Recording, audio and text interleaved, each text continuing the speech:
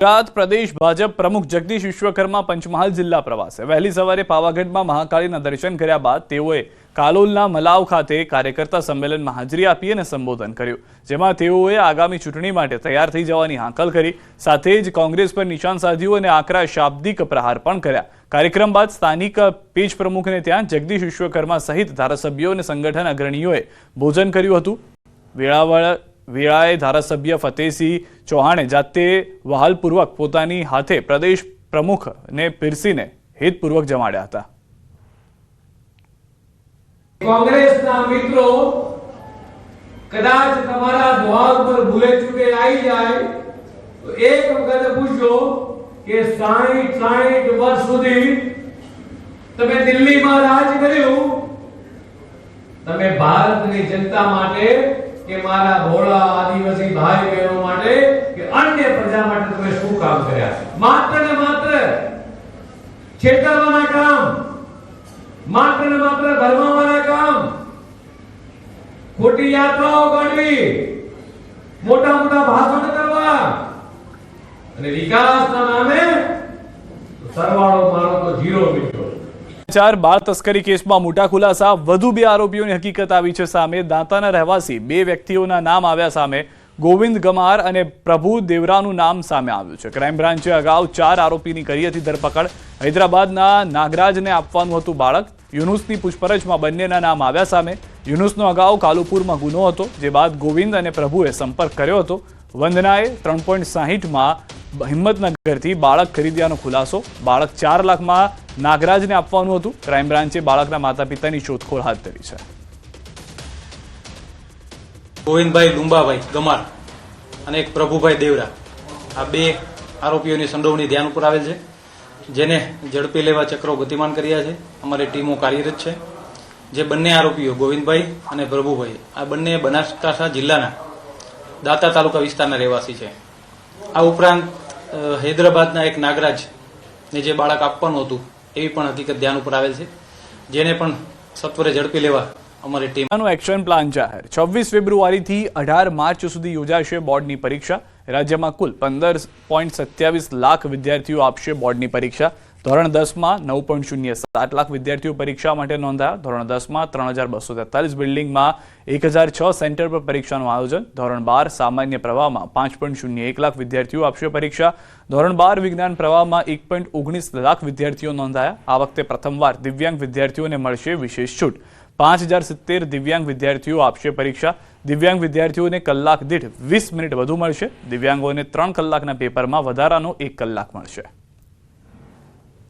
અત્યાર સુધીના આયોજનોમાં તમામ જેટલા સ્ટ્રોંગ રૂમ હોય છે તે તેમનો સ્ટાફ અને તેમની ટ્રેનિંગ એ પૂર્ણ કરવામાં આવી છે, એટલે કે સ્ટાફની નિમણૂક થઈ ગઈ છે। કેન્દ્ર નિયામક અને સ્ટાફની પણ નિમણૂક થઈ ગઈ છે। વધુમાં ખાસ કરીને દિવ્યાંગ બાળકો લૈયાની જે મંજૂરી લેવાની હોય છે તેના માટે અમે હર વર્ષની જેમ આ વર્ષે પણ જે છેલ્લા 2 વર્ષથી જે પ્રયોગ કરી રહ્યા છે, સ્પેશિયલ સ્કૂલમાં સામે ચાલીને જઈને જ ત્યાં જ લૈયાની મંજૂરી એમને આપવાની, જેથી કરીને દિવ્યાંગ બાળકોને અહીંયા કચેરી સુધી આવવું ન પડે। પરીક્ષાની તમામ પ્રકારની વ્યવસ્થા, પોલીસના પૂરતા બંદોબસ્ત સહિત તમામ બિલ્ડિંગ જે છે એ સીસીટીવી કેમેરા હેઠળ છે।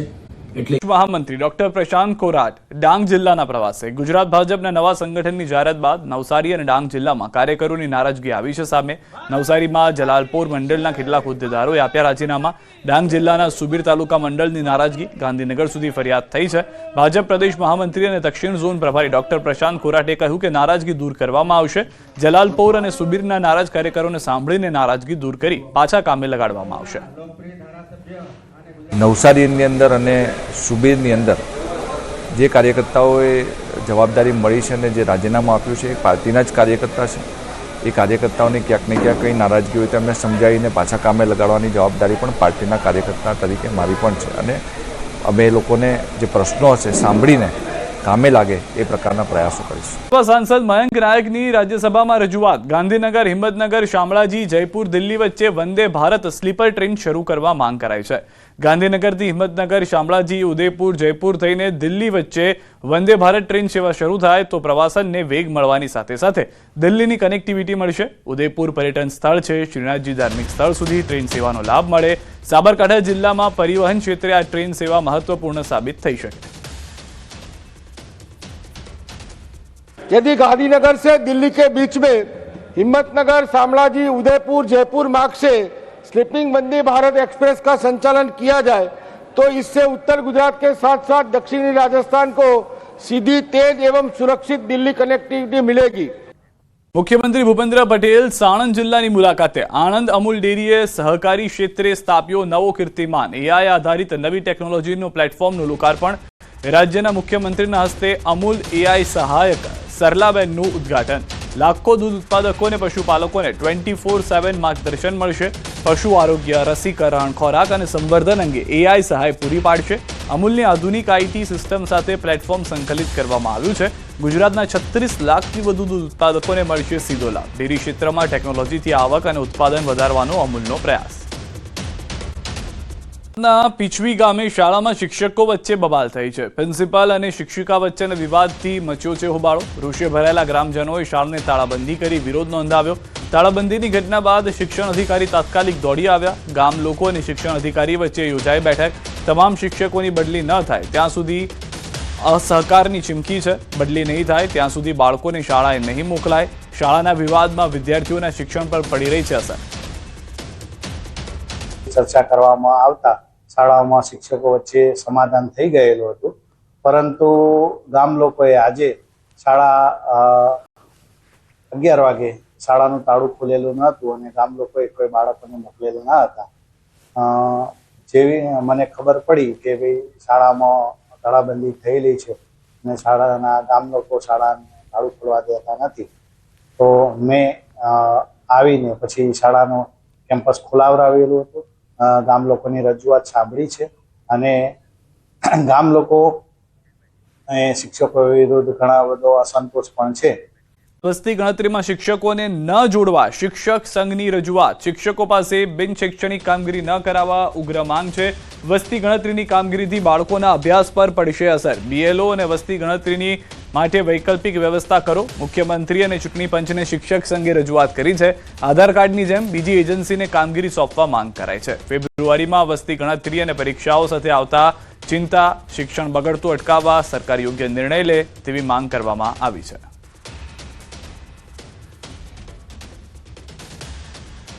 કામગીરીના કારણે એસઆરની કામગીરીના કારણે પ્રાથમિક શાળાના બાળકો ઉપર આની શિક્ષણ ઉપર ખૂબ મોટી અસર થાય છે આજે વસ્તી ગણતરી છે બીએલઓ જેવી કામગીરીઓ છે એના માટે વૈકલ્પિક વ્યવસ્થા જે શિક્ષકો શાળાની કામગીરીના બદલે આ કામગીરી કરે છે એની જગ્યાએ બેકાર છે જે લોકોને રોજીરોટી પણ મળે અને શિક્ષણની અસર પણ ના થાય અને એ લોકોને કામગીરી કરાવવામાં આવે જેમ આધાર કાર્ડ ને એ કામગીરી એજન્સીઓ દ્વારા કરવામાં આવી હતી